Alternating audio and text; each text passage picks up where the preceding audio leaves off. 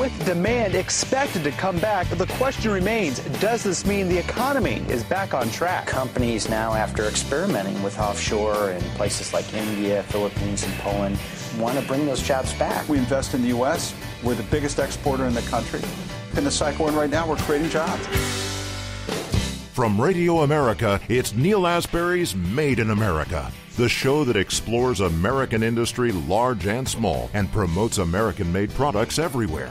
Put Neil Asbury's Made in America to work for you. A very big welcome to you today.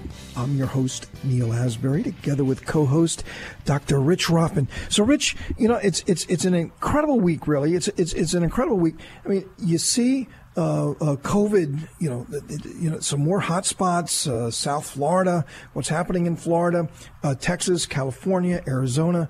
You see all of that happening. Some states it is subsiding, which is a very good sign. There are some states that they feel in the future could be the next hot spots. This COVID thing doesn't seem to be slowing down, some really big numbers. However, the economy is chugging along, and it's kind of like, are we learning to live with COVID in some sort of a way? And boy, we can't have another shutdown. And the Miami mayor just this past week was saying, look, how do you shut the economy down when there is no sort of there's no sort of funds available for that, for whether it's unemployment or staying at home or the PPP program. There's no more money for our small businesses. So how do you shut them down without any support, without destroying them? Some really big issues there. And another big issue is because of the last stimulus and what's happening with unemployment insurance and an extra $600 a week, you can't get employees. If people don't want to go back to work, they're making more money staying at home. The unintended consequences of trying to do a good deed. So very confusing signals coming out of this economy, Dr. Rich.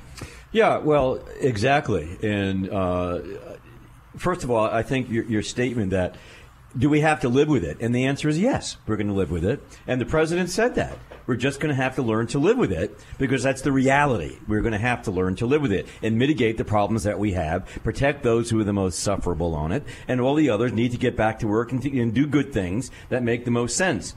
But I do find it very, very interesting. I think there's some significant things that happen with COVID. Number one, as a result of COVID, of course, it was okay for the rioting and the protesting in Houston, but the Mayor Turner, whom I happen to know fairly well because I've done a lot of projects with him, decided 4 days before the GOP convention in Houston for the state of Texas, decided we can't do that.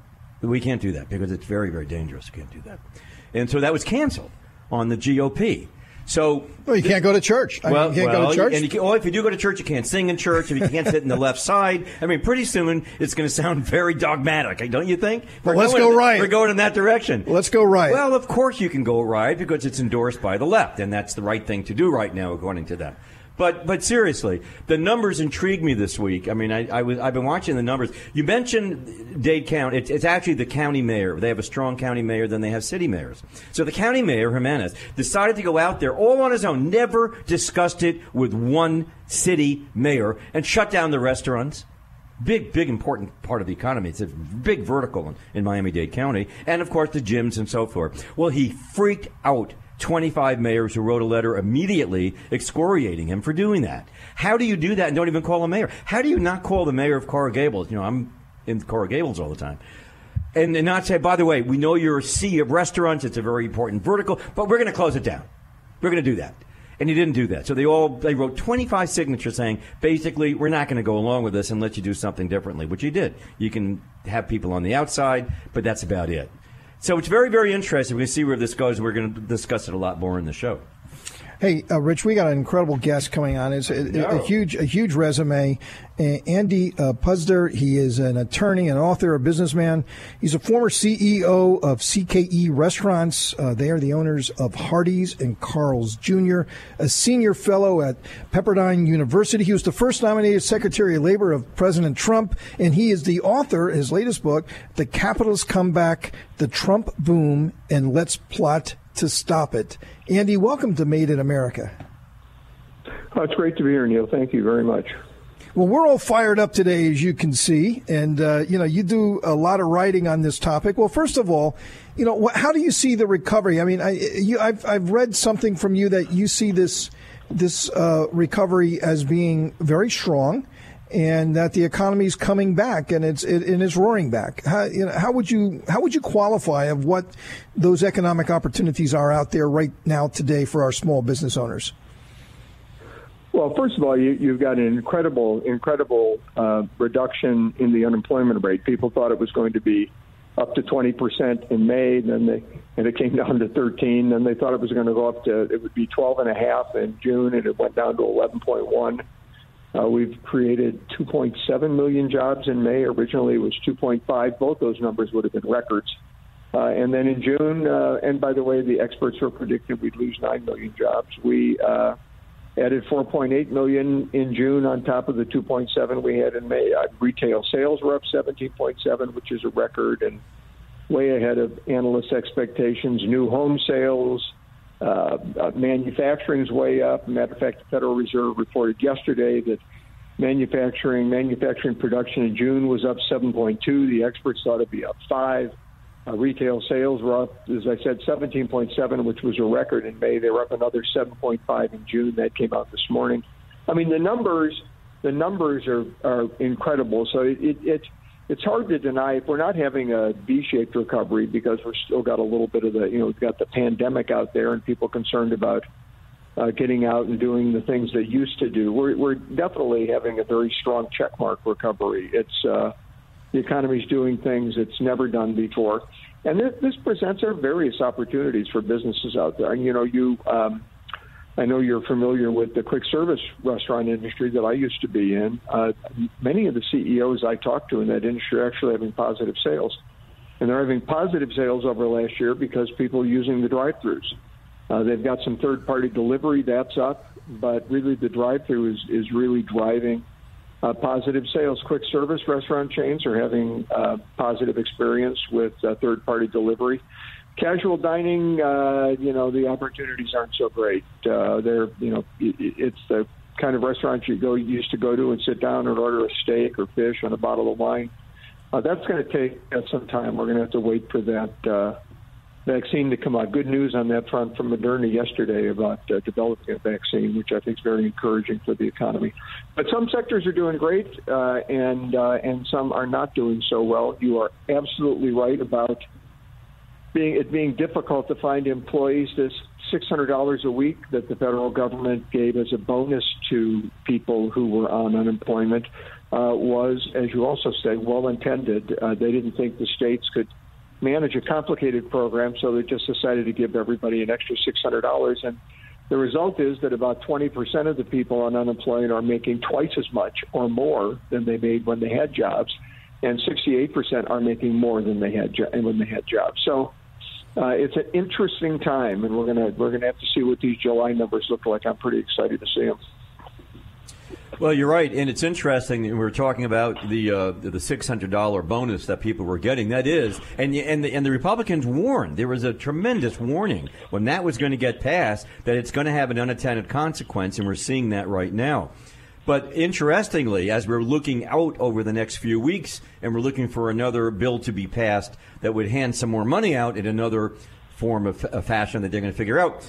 They're also saying, and the president's been pushing heavily to have a hold back on the income taxes for a while, as opposed to just giving money out. And where do you see that going right now? Because that's being debated as we're doing the show. Well, I think the $600 clearly will not be re-upped. I think that will expire at the end of this month, and then you'll see the unemployment rate go way down.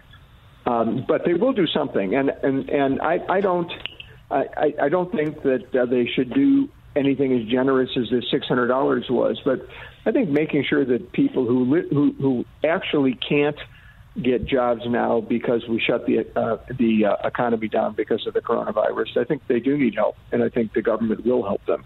The smartest thing, if we're talking about trying to generate economic growth, encouraging employers to hire and encouraging employees to get back into the market, would be to suspend employment taxes, payroll taxes through the end of the year. Art Laffer has proposed this. And that would that'd be about a 7.5% raise for employees. And by the way, it benefits lower wage employees because the cutoff for some of these payroll taxes is $130,000 a year. So you need to be making under that to get the full benefit. But people making under that would get about a 7.5% bonus. And employers would have a 7.5% more money in their pockets to try and hire people. So that's as I said, that was Art's suggestion, and it's a very good one. And so how do you? Well, the lockdown. Let's talk about the lockdown. Was it worth it? Was it worth it? Should have we done that? And should we do it again? Well, it's hard. It's hard to.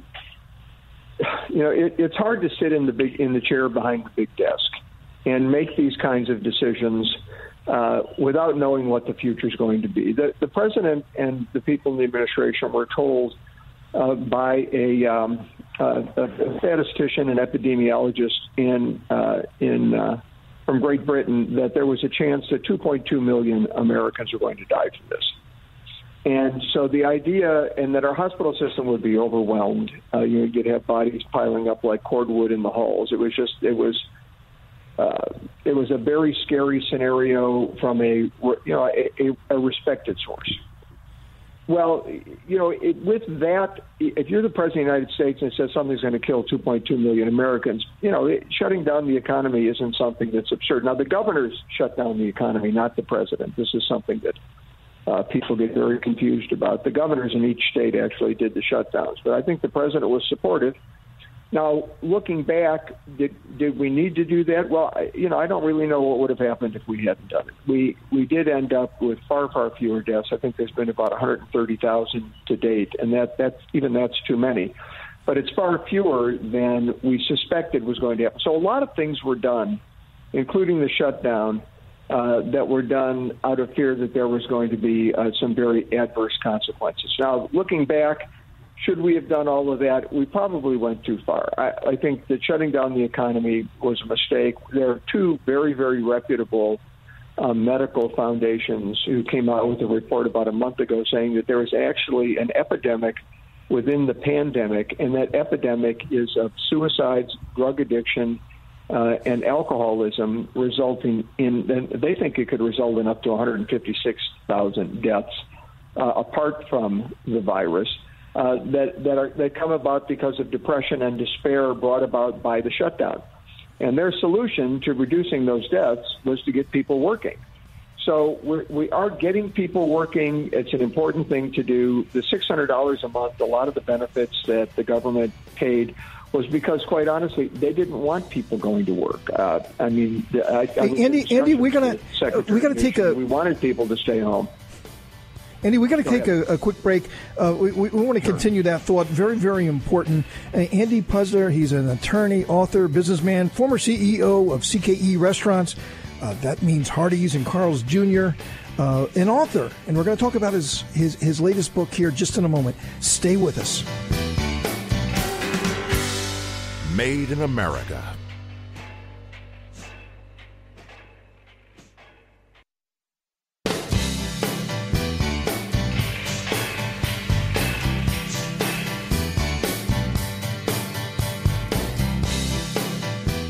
Big welcome to you today. I'm here with Dr. Rich, and we are together with Andy Puzder, who is the former CEO of CKE Restaurants. That means Hardee's and Carl's Jr., senior fellow at Pepperdine University, the first nominated Secretary of Labor of President Trump, and the author of The Capitalist Comeback, The Trump Boom, and Let's Plot to Stop It. So, Andy, I'd like to talk about your book, but just to kind of finish off on what we were just mentioning, I think that the big tragedy is we're not talking about all the other people that who have lost their jobs, the anxiety, addictions, depression, losing everything, starting over, small business owners, entrepreneurs, so many people in our economy that's worked hard and done everything, and now they're losing it all. They're losing it all. Their equity is now worth nothing to where that was their nest egg, and they were looking forward to a well-deserved retirement and the things they wanted to do. So we talk about, what might have happened with COVID deaths, but we're not talking about all the other people and the good people that's been hurt. And, is it even greater than what has been the outcome of COVID? I mean, the media just doesn't want to talk about that. Well, it isn't just the media; it's the Democratic Party too. Look, it's the left. The left isn't all that excited about the economy getting back up and running. I think you see that as these great numbers came out in the last 2 months. You've seen states start to shut down again. Well, they blame it on the number of new cases of the coronavirus. But I'll tell you, deaths are not materially up, and by one death is too many. I hate to talk about deaths like they're a number. They're not really a number. They're people. But we're not seeing the kind of deaths that were predicted to happen, and we're ignoring the deaths and the pain that's caused by the shutdowns. But there's some politicians that just don't care. They think that this is all a negative for President Trump, and it's the first real dent they've been able to make in the president's popularity, and they'll continue this. If the economy doesn't do anything until November, that's just fine. Now, that's not in the best interest of the American people, and it's unfortunate, but look, you don't have to go far. Don't trust me. You'll hear everybody from Joe Biden on down talking about the coronavirus as an opportunity to transform America. They're not viewing it as a problem that needs to be solved. They're not looking at the problems that need to be solved. They're viewing it as an opportunity to try and enact the political agenda. And to do that, they've got to get President Trump out of the way. So there's a lot of politics behind what's going on in the press with this virus and what's going on with respect to the election. What I found interesting was the other day, Peter Navarro went off on Tony Fauci, or whom Mark Levin calls Tony the Fauci. Who basically, led us down a ridiculous road, and he flip-flops on everything and gets almost everything wrong. If we had had the information from the folks who provided the numbers to our president and his administration, if they were in the private sector and we were dealing in the private sector, where Neil and I both work, and you have for so many years successfully, we would have fired the people who gave us this incredibly bad advice to make such a very important decision. So I think Peter, although he went out on a limb on his own on this, it was not endorsed by the administration, he just put him in his place. The Texas governor and the lieutenant governor basically made it clear, I don't want to hear from him anymore. We're going to do this on our own, and we're going to figure it out. So, yeah, I think you're 100% correct. It is politicized. It is the ultimate, ironically, insurance policy for the Democratic Party, because everything else failed. No, Lord knows that. Neil? So, Andy, in the time that we have left, let's talk about your book, The Capitalist Comeback. What's the genesis of this project of yours, and what is the top 3 or 4 bullet points that you want to convey? Well, this is the book came about really as a reaction to President Trump's election, and was a prediction on my part that the economy would zoom once he was in office, that we'd have a very, very strong labor market, all of which ended up coming true. And a part of it compares what the Obama administration did coming out of the recession versus what President Trump did after taking over from Obama, and the great results we got under President Trump with capitalism, and the really very discouraging results we got, the stagnation that we got with President Obama coming out of the recession with his big government and often socialist-oriented principles. Look, this is I put a lot of history in this book because young kids today aren't getting that history, and I speak at colleges, universities, and to youth groups across the country, and use the book as a basis for the conversation to try and lay out actual American history as opposed to the anti-American history that they get. I try and explain capitalism as a system where, the only way you succeed in a capitalist economy is by satisfying other people's needs. Whether you're in the restaurant supply business or you've got a radio show like you do, people aren't going to listen to you unless you're meeting their needs. When you run restaurants like I did, you got to come up with the products, the food that people want to eat at a price they can afford. The grocery store is the best example of this. Thousands of products, each one representing a businessman or a businesswoman, trying to get your attention and show that they've got what you want at a price you can afford. That's what capitalism is all about. Socialism, on the other hand, which is, what the left is really pushing very vehemently now. You're never concerned about what other people need. You're not concerned about other people's needs. You're concerned about what your own needs are, because the government controls what goods are produced, how many, where they're produced, what the quality and what the quantity, what the price is. So if you want to improve your life, you don't improve it by improving the lives of other people. You improve it by improving the lives of these government elites that have control of the economy. So I think young people in particular don't understand how this system works. The book I put out there to say, look, this is how it works. With President Trump being elected, this is what should happen. And until the coronavirus, I was looking like a genius, Then the virus hit and the economy went up. Now it's coming back again. We've got these policies in place. Nobody ever shut an economy down before. And the question a few months ago was, can the American economy recover? Nobody's ever done this. Are we going to be able to come back? And I think the numbers over the last few months, which have astounded the experts, beat expectations across the board, have shown that the American entrepreneurial spirit, the American free market capitalist system, is the strongest system ever devised in the history of the world. It's created the greatest economic engine in the history of the world. And if the government doesn't get in the way, we will recover from this. Joe Biden wants to put the government in the way. It's scary as hell that this guy could get elected. Look, if you didn't like the last couple of months, if you didn't like the coronavirus economic shutdown, if you thought that was a bad thing, you're going to hate the Green New Deal shutdown. It's going to make the last few months look like prosperity. So we have a real threat to the economy and to our well-being coming up in this next election. I hope you have a lot of independents and Democrats listening to your show, because the Democrats, if you're a traditional liberal Democrat, you don't have a party anymore. It deserted you. All you have is this far left party. People need to understand. You might not like President Trump's tweets or the way he deals with the press. I happen to like him. I think he's a great guy. If you sit down with him, you'd love him. But if you don't like him, this election's more than just a referendum on him. This election is a choice. And it's a choice between somebody who's proven to you that they can fix the economy, that we can generate economic growth, that we can have a better future for ourselves and our children, and somebody who's, quite honestly, in the early stages of dementia. I think you just watch him, and it's not hard to see that. I don't think that's a terrible thing to say. My dad went through the same thing. And has surrounded himself by socialists and worse, who are influencing his policy decisions. This is not the guy that got the nomination. This is not the guy who was the moderate on the stage. He's now got Sanders and Alexandria Ocasio-Cortez on his policy team, and they are driving him far to the left. So people need to understand that. Andy, well said, man. Unfortunately, we got to end it there. We could have talked all day. Really, really wonderful to have you with us today. We hope you'll come back. Great Andy Puzder, an American attorney, author, and businessman, an incredibly successful person, the first nominated Secretary of Labor of President Trump, so he definitely knows the man and his policies. We really appreciate you being on the show, Andy. Thank you very much, Neil. It was a pleasure to be here, and I'm happy to come back anytime. Thank you. Coming up, Dr. Rothman and I still have a lot more things to talk about.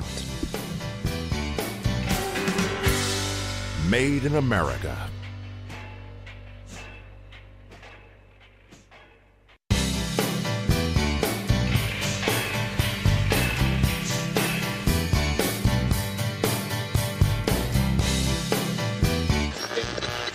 Sharply higher at the open, stocks continued to perform well over the course of the day Tuesday. And I think that bodes well here over the next couple of years for having bigger demands coming to this country. Now, more of Neil Asbury's Made in America.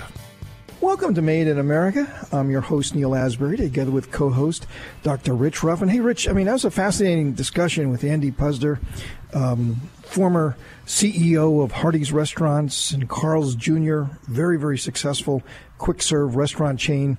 We've all been there. The first nominated Secretary of Labor of President Trump, the author of The Capitalist Comeback, and he really nailed it. I think he nailed it. For me as an entrepreneur and what I'm seeing out there in the world today and what I'm dealing with in the economic recovery, getting access to to employees since, they did this $600 a week bonus for unemployed and, the unintended consequences of that. People are just, they make more money to stay at home. But, that will expire July 31st. And he said something that was very interesting.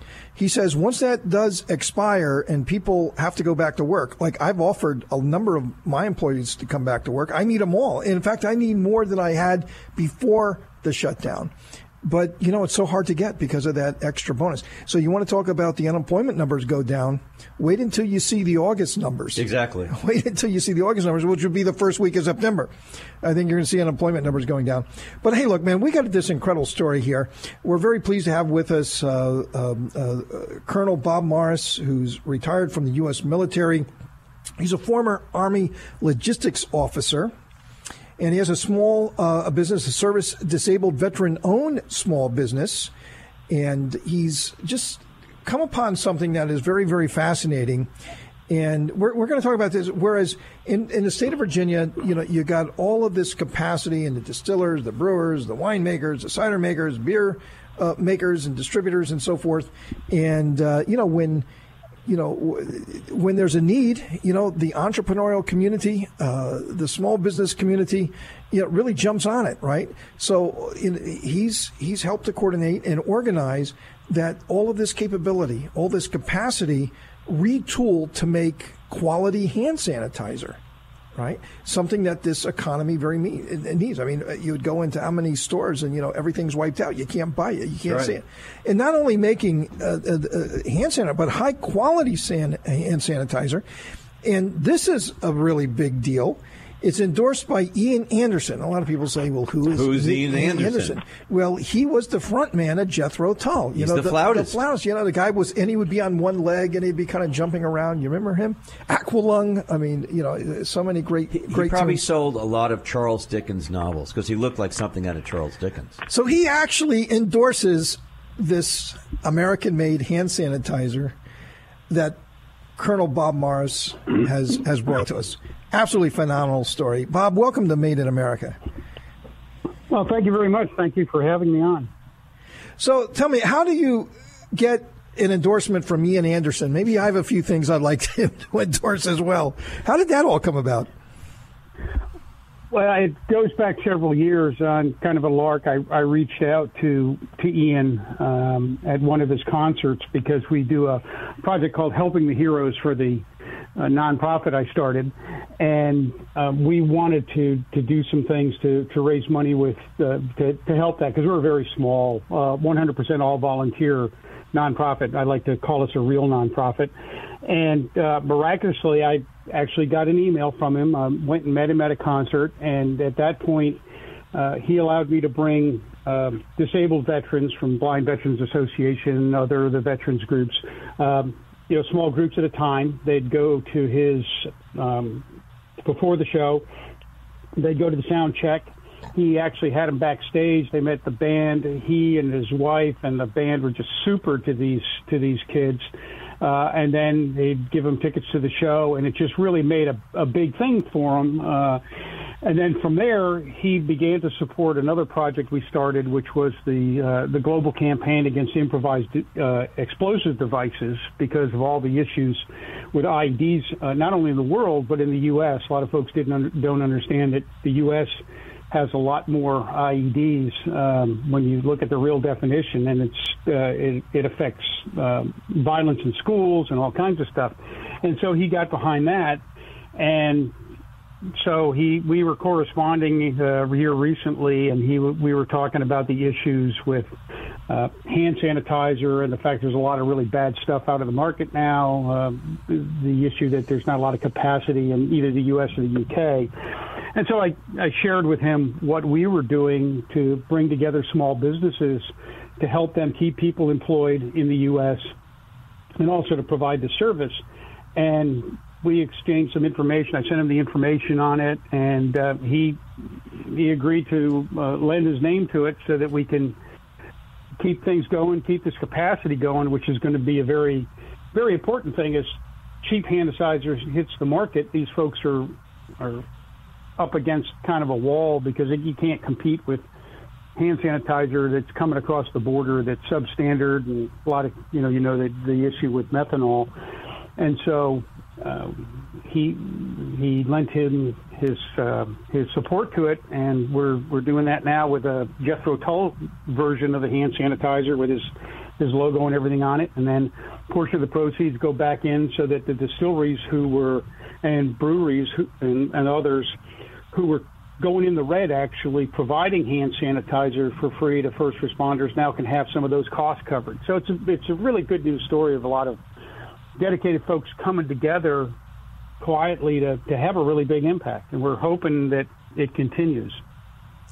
Well, that's a great idea. Now, how do you make the connection with the Virginia distillers and brewers and winemakers and cider makers and beer distributors?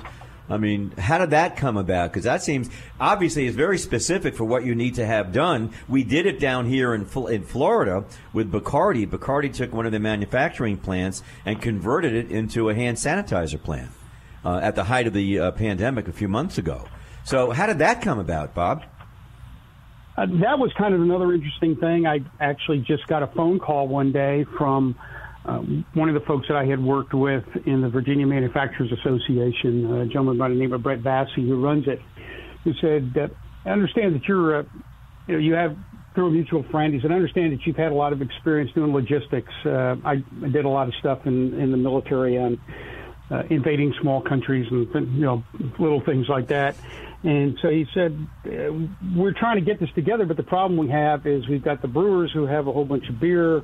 We've got the distillers who have trouble getting supplies because the price of ethanol at one point, I'm not sure you're aware of it, but there was a period where the price of ethanol that the distillers were using increased almost 200% over 2 days. And, hey, Bob, can you? I hate to cut you off, but we got to take a quick break. We got to continue the story. Really, really great story.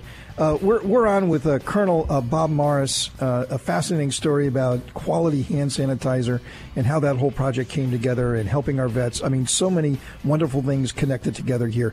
Stay with us. Made in America.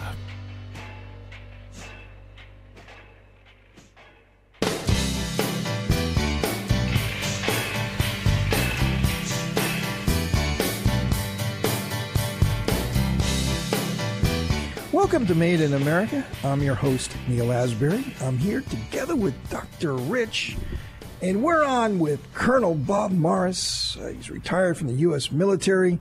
He was an Army logistics officer, and he's helping our vets, the Helping the Heroes program, very, very important. And he's linked up with Ian Anderson of Jethro Tull to endorse a high-quality hand sanitizer made in the United States and using the capacity of Virginia distillers in order to do this whole thing and to tie it together. Absolutely fascinating. Colonel Morris, I just cut you off a moment ago. Would you go ahead and continue with that thought? Okay, sure. So what happened is after Mr. Vassy called me from the Manufacturers Association, we convened a meeting where we had the representative from all the associations, distillers, breweries, wineries, all those folks. And I volunteered to coordinate it. I mean, to me, wasn't really that complicated. It was just logistics, but a lot of these folks didn't really have the capacity or the experience. So we sent out something, told everybody if they wanted to participate, they could. The idea was that everybody would protect everybody else's information, but share what they needed. So we brought that whole group together, and then at that point, we got everybody, found out who needed what supplies, and started group buying supplies so that everybody could get it. And then I linked in with the ethanol industry because of this issue with the raw ethanol, and they were great. They came forward and linked us up actually with some of the actual ethanol producers so we could buy directly from them. And so what we would do is we just recently, a couple weeks ago, brought in a 6,000-gallon tanker, distributed it to all the little distilleries, and they're up to now, the capacity right now for the ones that are participating is they're able to put out over 25,000 bottles a day. if they need to. So worked out well. We're doing it with to FDA standards. It's got the ethanol and all the other ingredients have been tested. It's just it helps them get back in because a lot of them were going in the red. So now we're kind of dealing with the challenge now of hoping that folks are going to continue to buy this and that some of the businesses will come in and start buying it and use it to keep this capacity going in the U.S. as the market gets flooded with this, cheap stuff that's imported that's less than 80% quality. And, you're well aware of all the issues going on with that, because our feeling is, and the commitment we have from these folks, is they'd like to use this as a model to expand out nationally. And if we can keep these folks doing it and they continue to get some funding coming in for it, we won't have the problem that we had in the past in the U.S. where all of a sudden there was this great shortage. But we've got to kind of all work together to help keep them in the market. So that's kind of how it all came together. This is rather remarkable. And, of course, there's all the numerous benefits to our veterans. So to follow up on what Rich just said, does he live in the United States? I mean, does he have obviously he's helping American veterans. I mean, that's an amazing thing. I believe he's English, or he's at least British. He sure sounds it. Yeah. So does he live here? What's his connection with the American veterans? He does a lot of concerts in the U.S., still does a lot of concerts. He's connected also with the U.K. veterans. I have to tell you that over the years he's gotten to be a good friend. And one of the things that I always tell people is the great untold story is just how great a humanitarian Ian Anderson is. I mean, he's involved in a lot of causes. And when he came over and we met and he started getting involved with the U.S. veterans, he had already been donating some to the veterans over in the UK.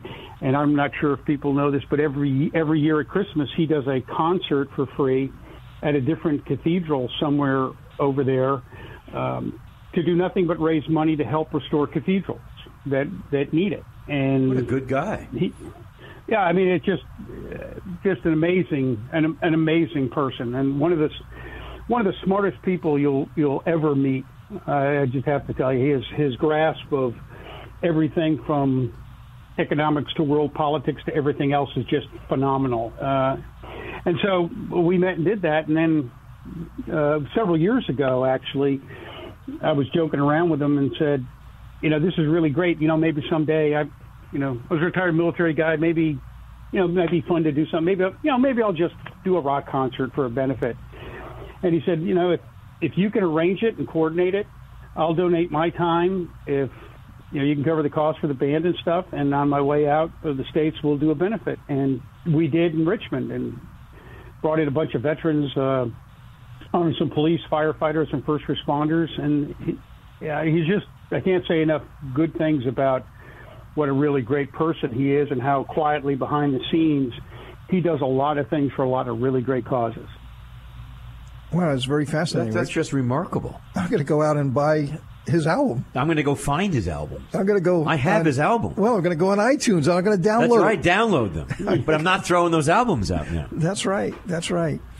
Hey, Bob, I mean, fascinating story. I love the whole thing, what you're doing for our U.S. vets. By the way, we had Gretchen Smith on last week from the Code of Vets. Do you know Gretchen? But the story there is that Charlie Daniels, who passed away just recently, was her big benefactor. And, she has a 24-hour, 24/7 suicide line. She helps homeless vets. She's, providing money for them. And Charlie Daniels, the American iconic musician, raised hundreds and hundreds of thousands of dollars for her to help American vets. And it's fascinating. Here we are a week later talking about your experience with Ian Anderson. Absolutely amazing. We love it. Great story. Colonel Morris, keep it up. You're doing a great, great thing for our vets and for our country. We really, really appreciate it. Well, thank you very much, and I hope folks will go on to the website at vahandsanitizer.com and the Helping the Heroes site and help us out. And I'm going to buy some. Thing going. You're going to see my order come through here in an hour or so. Well, great, and I actually happen to have a poster left over from our concert. So if you order it, I will send you an autographed poster with it. You can put it up on the wall and make everybody jealous. Oh boy! Wow, that's a deal. That's great. Look forward to that, and look forward to my order. Colonel Bob Mars, thanks for being on the show. All right, thanks. Take care. Coming up, Dr. Rothman and I have some final thoughts for the day. Made in America.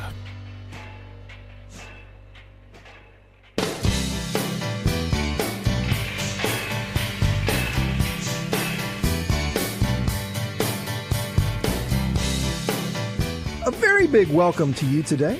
I'm your host, Neil Asbury, together with co-host Dr. Rich Rothman. Rich, I mean, that was a fascinating story. I mean, being on having an interview just recently with Gretchen from Code of Vets, and hearing how our good friend Charlie Daniels was behind that. And, we were talking to her, and it kind of came up at the very end of our discussion of how Charlie was like so much helping the American veteran community and raising money and so on. He was a great American. And here you got this British progressive rock icon of the 70s, coming to the U.S. and doing concerts, donating his time and doing concerts to help American veterans and first responders and policemen and so forth. An amazing story. And I would have never, ever, I didn't see that coming. I didn't see it coming. Did you see that coming? No. Jethro Tull, no. Ian Anderson. How would you even think of Jethro Tull and Ian Anderson in any context that we're talking about over here? It's out of my realm of thinking. Now, on the other hand, if we're going to talk about first responders and the military and vets and so forth, well, one American icon in entertainment who's no longer with us, unfortunately, is Robin Williams.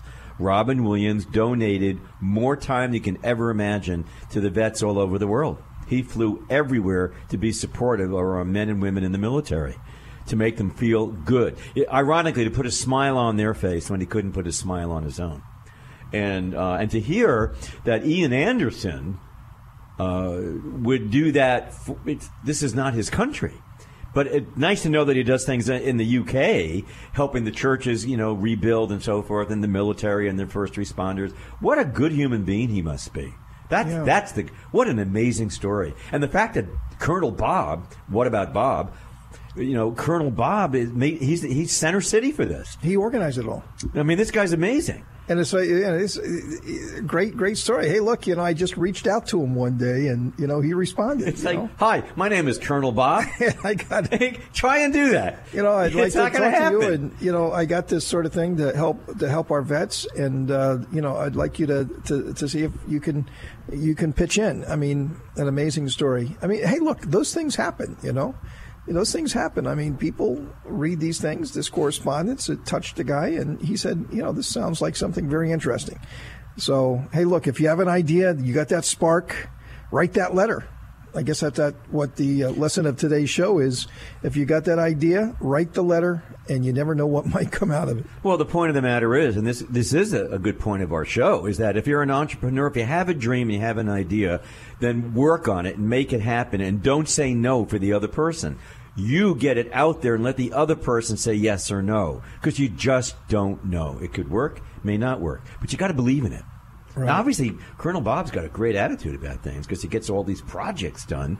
I mean, he got all these brewers to, what's interesting is that they had a need for ethanol, and he had a way of ethanol, so he could help them, they could help him, and it's a win-win for everybody. He's like a private sector hero helping the vets, yet he's not really private sector. He's really going back to the military. I think he's an amazing man. We're going to hear more about Colonel Bob. Yeah, and other stories like that.